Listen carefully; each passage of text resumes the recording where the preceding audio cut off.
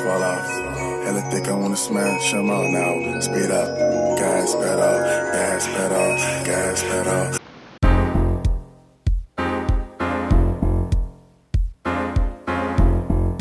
Oh boy, Five Nights at Freddy's.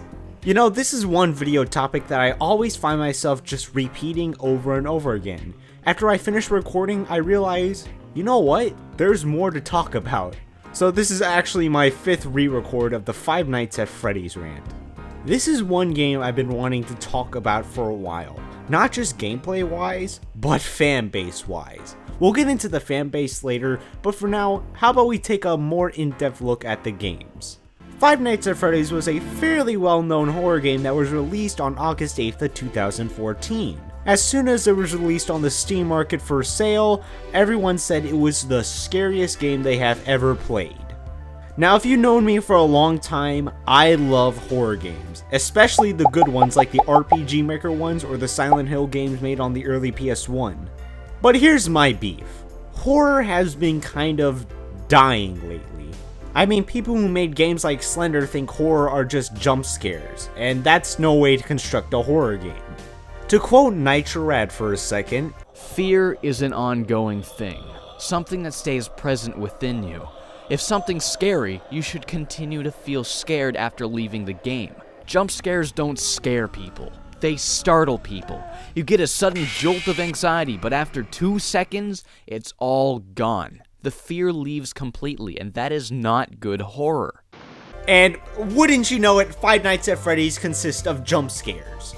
Jump scares after jump scares after jump scares.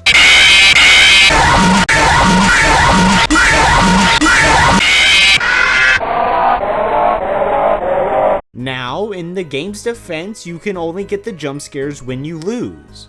But jump scares are the only means of horror in Five Nights at Freddy's, because the environment isn't scary and the monsters aren't scary either, so they have to rely on the jump scares. And the jump scares get really cheap really fast. The game is also incredibly easy. I didn't die that much in Five Nights at Freddy's. I died a total of maybe 3 or 4 times and that was it. Now, if you were making a good horror game, you should offer some challenge. Hell, if you're making any good game, you should offer some sort of challenge. The only challenge in Five Nights at Freddy's is the 2020-2020 mode, which is basically impossible mode. Now, going back onto the topic of the monsters and the environment, I don't find the environment of Five Nights at Freddy's scary at all. You're restricted to just one room, but you can also peer into some other rooms with your camera. Now, I thought it would have been cool if you can actually maybe explore the pizzeria, finding deep dark secrets while the monsters chase you. That would have been scary. Well, I take that back. The game would have been more scary if you had that option and the monsters were different. The monsters of Five Nights at Freddy's consist of 4 animatronic animals named Freddy Fazbear, Bonnie the Bunny, Chica the Chicken, and Foxy the Pirate. 5 if you include Golden Freddy, but I really don't. Now, I will say it was clever what they were trying to do. They were trying to recapture what we thought was scary as kids, animatronic animals. But that's the thing. We found them scary as children. I don't really find animatronic animals or people in costumes scary anymore, so that's why it's not really scary to me. Maybe if I played Five Nights at Freddy's when I was younger, I'd be scared of it. But I'm now 16 years old and I want good quality horror. Maybe if the animatronics were defected or deformed in some way, I would have been scared of it a little bit, but that's not really saying much. Now, one good aspect of Five Nights at Freddy's is the lore. Surprisingly enough, the lore of Five Nights at Freddy's is actually pretty good. The lore actually does give an uneasy feeling at times, and I found it to be interesting. But here's the thing. A game doesn't run on a story or lore alone. It needs to run on gameplay also. And obviously, as I just said, I don't like the gameplay to Five Nights at Freddy's.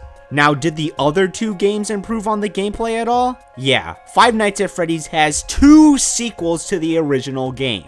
I will say that Five Nights at Freddy's 2 is a major improvement to the original game. It gives us more secrets and Easter eggs to explore and to discover, and it gives off way more challenge than the original game. The thought of having no doors is actually a really good idea, and I give them a thumbs up for that. But that doesn't mean it's a good game. It still suffers from jump scares and not really scary animatronic animals or atmosphere. The animatronics this time around are more cutesy and cuddly, which I really don't like at all. However, I will say the old and mangled animatronic animals from the past Five Nights at Freddy's games are actually kind of scary. I wouldn't say they're totally scary, but they are a major improvement from the old ones. Why couldn't they be in the first game? That would have made the game a little bit more scary.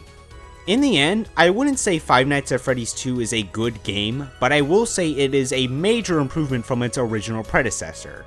Five Nights at Freddy's 3, on the other hand, I haven't played and I don't intend on playing it.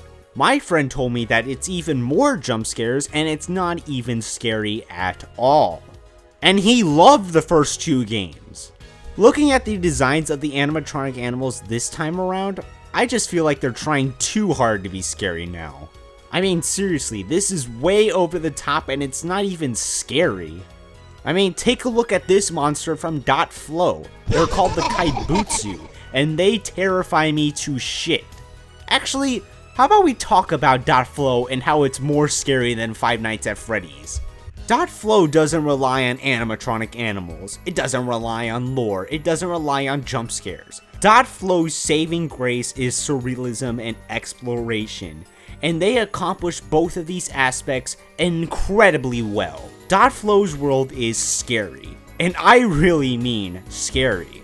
In fact, from time to time, I continue to have nightmares about Dot Flow.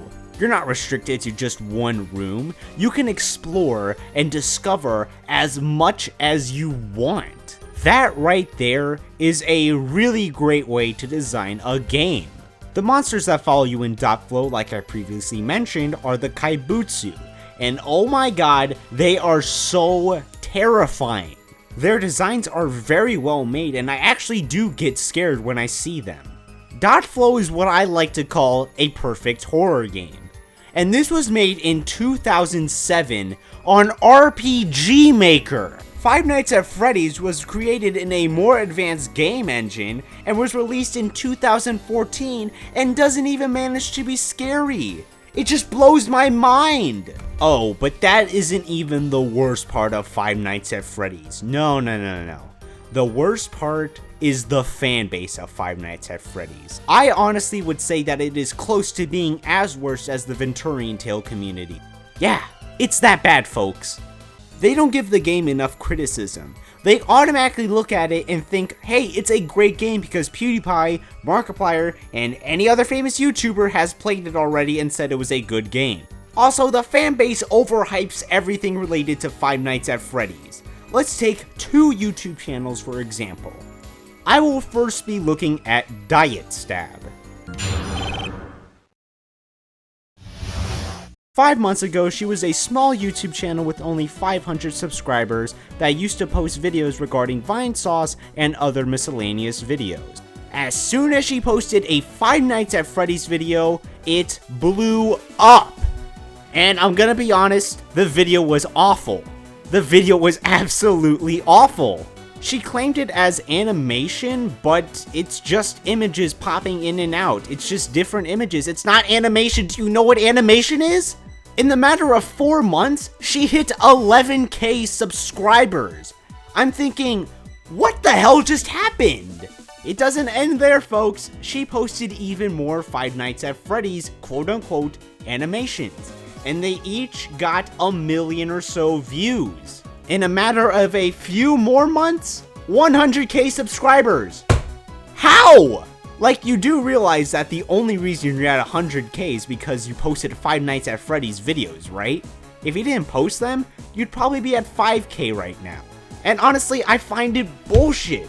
There are people like me who work hard on their videos, but it's stupid shit like this. Stupid shit like fucking quote-unquote animation videos of Five Nights at Freddy's that get popular and overlook everything else. It's stupid. I find it incredibly stupid. And no, I'm not jealous. I just find it incredibly idiotic how us YouTubers who work hard like myself on their videos only get maybe a thousand views or so on their no. Her videos get 1 million views with the topic of Five Nights at Freddy's. She posted a video 6 days ago about Five Nights at Freddy's and it already hit 100,000 views. Like, way to use the fan base of Five Nights at Freddy's to be popular on YouTube. That's bullshit and it's unfair. Oh, but it doesn't end there, folks, because there's yet another YouTube channel that does the same exact thing as she does. We have the worst out of the bunch, Sonic99 Ray. This YouTuber posts constant Five Nights at Freddy's videos, and they are all horrible. She uses quote-unquote animation, and no, it is not animation when you put images after images giving the illusion of animation. That's not animation, guys. And guess what, guys? She has 100k subscribers. Oh my gosh, how did I not see that coming? At the very least with Diet Stab, while it wasn't animation, she actually is pretty good at drawing. Sonic Ray, on the other hand, is horrible at drawing. I bet, and I really do bet, she is an 8th grade or freshman in high school and has a YouTube channel with 100k. I mean, this is just ridiculous. YouTube channels that actually try to make good videos like Yuri of Wind, he's only at 200,000 subscribers, and he's been on YouTube for 5 years! Sonic Ray has only been on YouTube for about 6 months now and she hit 100k. Diet Stab? 1 year, 100k. And you know what I find hilarious about Diet Stab? Is that she can actually animate, but she doesn't want to do it. Seriously, her first YouTube video was a Flipnote Studio animation that looked actually pretty good. She had a few other Flipnote Studio videos that were actually animation. What is her excuse? Let's not forget the king of reviewers, YMS, aka YourMovieSucks.org. He has been on YouTube for over 4 years now and he only has 195k. So I've been rambling on long enough about the fan base, how it's bullshit, how people write off the success of Five Nights at Freddy's. I just don't like the fan base. I don't like Five Nights at Freddy's, and I absolutely hate the fan base. But hey, maybe this video will hit 1 million views, but maybe for all the wrong reasons, but whatever. Hey, I hate Five Nights at Freddy's. That's all for today, folks. I'm the Rant Man, and I will rant about everything and everything. Thanks for watching. What's up, guys, and welcome to the end. If you liked the video, please leave a like, comment, or even subscribe. It helps me out. Hey, maybe I can hit 100k in a matter of months. I do want to say thanks for waiting, and I'm really sorry for the long delay in the video. I have been incredibly busy lately, and I just didn't really have the time to make a video, but I'm finally glad I got this one out. Also, Steam Broadcasting is out now, so maybe I'll do some live streams on Team Fortress 2 and you all can join me or watch me. Who knows, maybe I'll make an update about that in the future, but don't hold your breath. I'm the Rant Man, thanks for watching, and I'll see you guys on the next video.